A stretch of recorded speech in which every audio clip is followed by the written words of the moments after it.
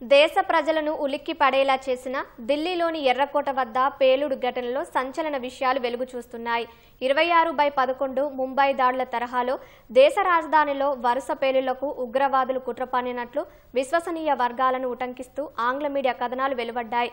ఎర్రకోటతో పాటు India gate, constitution club, Gauri Shankar ఆలయం సహా దేశవ్యాప్తంగా పలు రైల్వే స్టేషన్లు, షాపింగ్ మాల్స్ వద్ద పేలుళ్లు జరిపేందుకు ఉగ్రవాదులు జనవరి నుంచి పథక రచన చేస్తున్నట్లు సమాచారం. ఇందుకోసం భారీగా బాంబులను కూడా తయారు చేసుకున్నట్లు తెలుస్తుంది. ఈ టెర్రర్ మాడ్యూల్ అత్యంత శక్తివంతమైన 200 ఐఈడీలను సిద్ధం చేసే పనిలో ఉన్నట్లు దర్యాప్తు వర్గాలు వెల్లడించాయి. ఎర్రకోట వద్ద పేలుడు ఘటనపై దర్యాప్తులో భాగంగానే పలువురు అనుమానితులు, నిందితులను విచారించి వారి నుంచి కూపీలాగుతున్నారు. పేలుడుకు కారణమైన వైద్యుల టెర్రర్ మాడ్యూల్ వెనుక పాక్ కేంద్రంగా పనిచేస్తున్న జైషే మహమ్మద్ ఉగ్రముఠా ఉన్నట్లు ప్రాథమికంగా గుర్తించారు.